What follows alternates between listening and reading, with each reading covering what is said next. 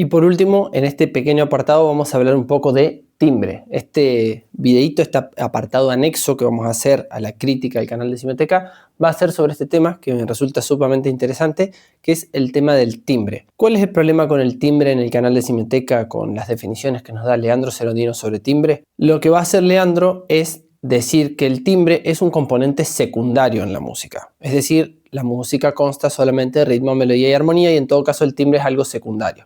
El timbre no cambia en la naturaleza del sonido. Yo toco un don, una guitarra, en un piano, en una concha cordal, y sin embargo es un do. Porque yo puedo tocar Yesterday, que está grabado en guitarra, lo puedo tocar en el piano sin problema.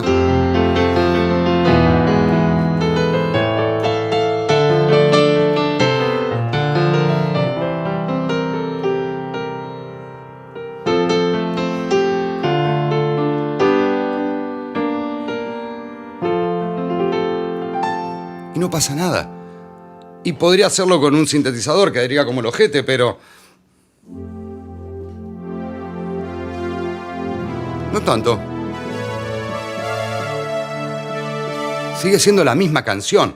Entonces no es parte de la definición, porque estructuralmente hablando, musicalmente hablando, no es un elemento fundamental que tenga una incidencia puntual sobre una obra musical. Primero, desde el punto de vista afectivo, es decir, de cómo nos afectan las cosas, en este caso, cómo nos afectan los distintos parámetros del sonido, las distintas características de lo sonoro, el timbre es algo central, algo muy importante. El timbre tiene que ver con la identidad de los sonidos o la identidad de las distintas fuentes que emiten el sonido, ¿no? Entonces podemos diferenciar una voz humana de un piano, de un violín, de una guitarra, o también el timbre tiene que ver, bueno, con sonidos que quizás no los podemos remitir directamente a una fuente sonora, pero que pueden ser creados, ¿no? Y ahí aparece todo el juego, toda la exploración tímbrica de un montón de músicas electrónicas, de sintetizadores, de edición de sonido y de producción de sonidos sintetizados. Pero ¿cuál es la clave desde un punto de vista afectivo con esta característica del sonido del timbre?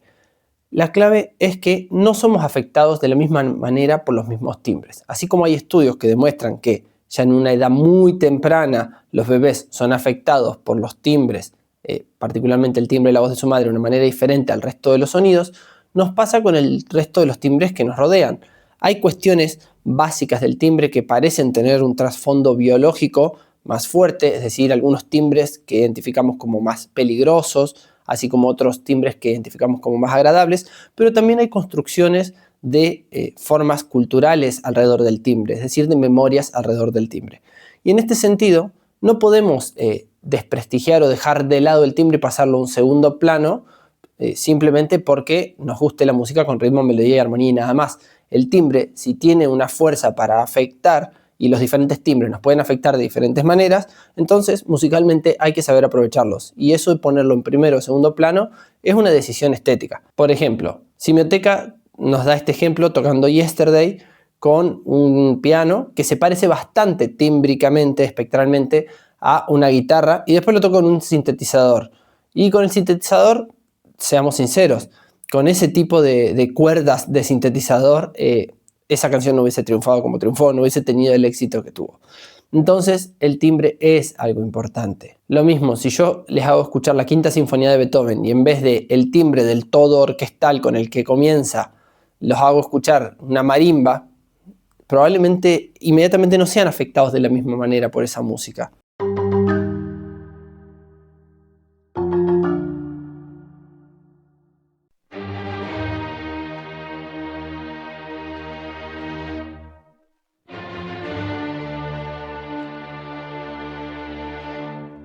O por ejemplo también un canto mongol. No tendría esa potencia para afectarnos si no fuera por las características tímbricas de esa voz.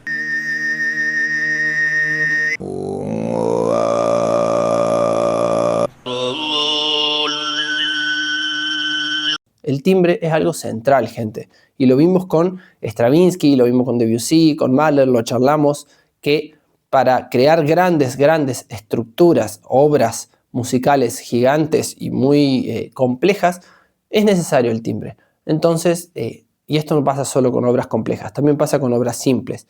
el timbre es crucial. A ver, la definición de música está floja de papeles por falta de incluir cosas como el timbre, la textura y la forma del sonido. Ok. A ver, cuando te dice el arte de combinar los sonidos basados en los principios básicos de la armonía, melodía y ritmo, quiere decir que está contemplando todo eso, porque el sonido requiere de una frecuencia fundamental y un montón de armónicos que definen cuál es su timbre, ¿no es cierto?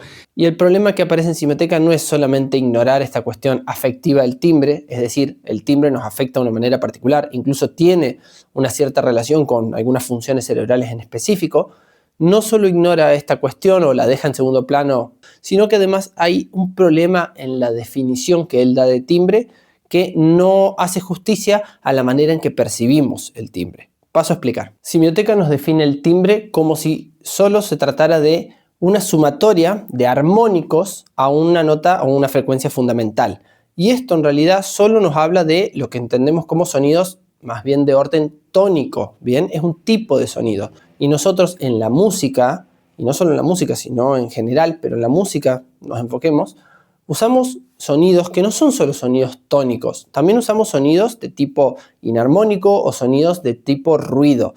Y en ese caso, la mayoría de los sonidos que utilizamos, entonces, también están compuestos de parciales. Los armónicos tienen que ver con los múltiplos exactos de una nota fundamental. Entonces yo tengo una nota fundamental que vibra 200 veces por segundo y un armónico básico, el de la octava, vibrará 440 veces por segundo. Y así sucesivamente. Entonces, todas las proporciones matemáticas que dan como un tercio, un cuarto, un sexto, etc., son consideradas como frecuencias armónicas de esa frecuencia fundamental. Sin embargo, los sonidos en general, la mayoría de los sonidos que escuchamos y que incluso nuestros instrumentos proporcionan, además de los sonidos sintetizados, utilizan en realidad parciales. Y parciales refiere a cualquier componente armónico que se estructura por sobre encima de una nota fundamental. Entonces, tímbricamente, los sonidos están compuestos en realidad de componentes armónicos y a veces esos armónicos son múltiplos exactos de esa nota fundamental, pero otras veces no. Y a su vez, también el timbre depende de cómo evolucionan dinámicamente en el tiempo esos armónicos. Es decir, por ejemplo, un sonido puede estar caracterizado porque cuando arranca el sonido, ese timbre, tiene muchas frecuencias muy agudas que suenan, inmediatamente se apagan y quedan solo las frecuencias graves. Es algo que pasa, por ejemplo, en el piano, ¿no? Que tiene como el martillo del golpe y eso hace que salga como un brillo de ciertas frecuencias que están por encima de la nota fundamental y que inmediatamente tienden a apagarse, ¿no? Algunos pianos son más brillantes, entre comillas, y sostienen de otra manera esos armónicos sonando. Entonces ahí cambia el timbre entre un piano y otro piano. Bueno.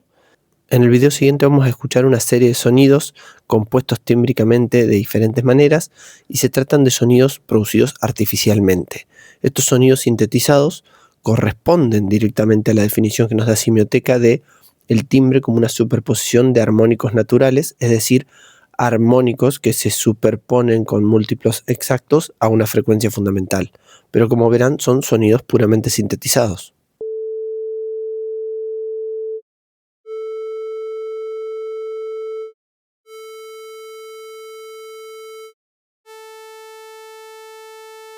Ahora en un segundo ejemplo vamos a ver y escuchar sobre todo distintos timbres de instrumentos musicales como un violín, un piano, y podemos empezar a ver cómo no se trata ya solo de armónicos naturales que multiplican el fundamento, la frecuencia fundamental, sino que en este caso lo que tenemos es una gama de sonidos que empiezan a aparecer, una gama de componentes armónicos que no son solo armónicos naturales, sino que son lo que llamamos parciales, y que esta gama de sonidos ruido componen justamente el timbre general de este instrumento. Entonces, un violín no está compuesto solo del sonido de las notas y de los armónicos naturales que se superponen a esa frecuencia fundamental, sino que también está compuesta de todos estos componentes armónicos que podemos entender como ruido. Por ejemplo, todos los sonidos del arco frotando la cuerda, que va a ser característico del sonido del violín y que no podemos solo limitarla o reducirla a armónicos naturales, entendidos como quinta, octava, tercera, etc.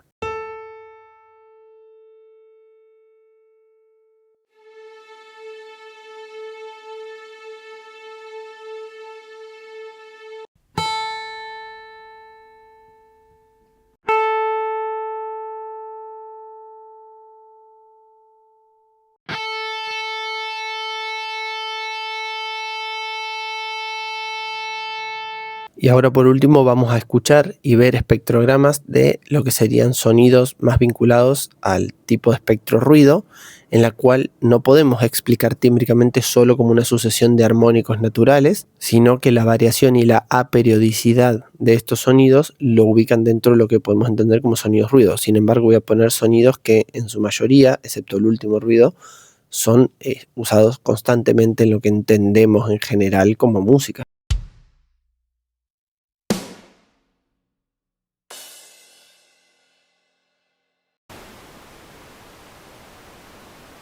Pero más allá de esta explicación, lo que sucede con esto es que no hace justicia a la manera en que percibimos el timbre. Nosotros percibimos el timbre no como una serie de armónicos, en algunos casos sonidos tónicos muy sencillos, sí percibimos esos armónicos si uno tiene el oído entrenado. Entonces uno puede escuchar en ciertos sonidos que toca un sonido, un tono senoidal, que es un tono único, ¿no? Un tono puro, por decir, es como se dice, tono puro.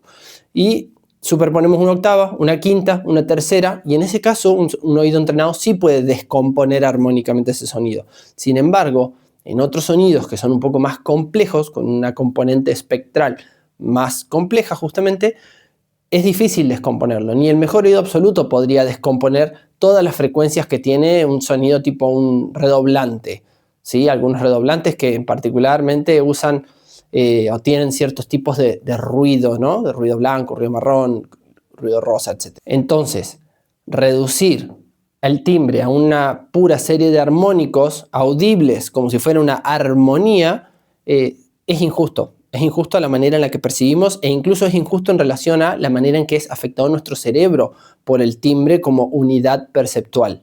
Y ahora les voy a plantear lo siguiente. Si hacemos esta lógica de no respetar la fenomenología humana, es decir, la manera en que percibimos los fenómenos los humanos, podríamos también decir que la música, o en particular la melodía y la armonía, se puede reducir solo a ritmo.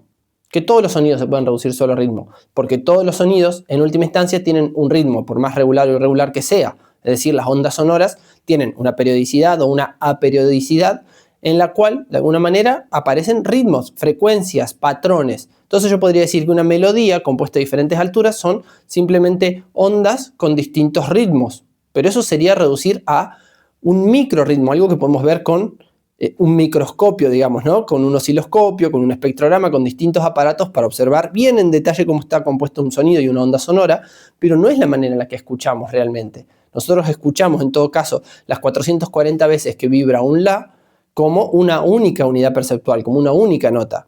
Entonces, si yo aplico esta lógica que aplica Simioteca para el problema del timbre y que lo entiende como simplemente una descomposición de armónicos, y yo lo aplico al tema de la melodía y la armonía, diciendo que se pueden reducir a solo ritmo, lo que estaría haciendo es no ser justo con la manera en que realmente percibimos. Y si bien esto lo digo solamente para poner un ejemplo del problema de cómo ajustamos las teorías a lo que queremos decir, en este caso un enfoque microrrítmico de la música tiene mucha potencia para que comprendamos la naturaleza del sonido, la naturaleza de las sucesiones de notas, la naturaleza de los acordes y su relación en términos acústicos.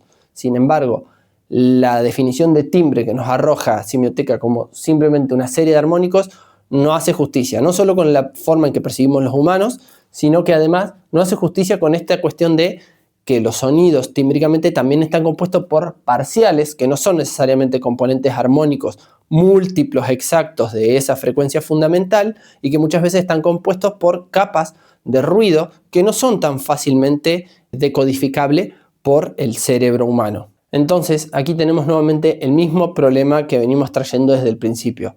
Cuando ajustamos una definición normativa de música, entendido como ritmo, melodía y armonía, para tratar de explicar todas las experiencias musicales, como tratando de universalizar una definición de música, tenemos este problema y es que empezamos a, primero, ignorar tradiciones musicales. Segundo, deslegitimarlas a priori sin comprender la importancia de esas tradiciones musicales. E incluso también tenemos el problema de tener que ajustar esas definiciones de una manera tal que no nos permite comprender realmente aquellos componentes que hacen parte de lo que entendemos como música. En este caso, por ejemplo, el timbre. Así que hasta acá lo vamos a dejar. Es un video muy largo, espero que hayan tenido el tiempo de disfrutarlo, de compartirlo, de de asimilarlo porque sé que fue muchísima información. Espero que Semioteca lo escuche algún día y que lo escuche con la misma humildad con la que esto está hecho. Yo no tengo ninguna respuesta definitiva de nada. De hecho, creo que formulé más preguntas de las cosas que vine a aseverar y espero que esto también sirva para mantener abierto controversias y no cerrar tan rápido los debates, que es algo que cualquier persona que se pretenda científica o que pretenda defender desde un lugar científico su definición de música, creo que no estaría de acuerdo en hacer. Así que bueno, muchas gracias. Saludos.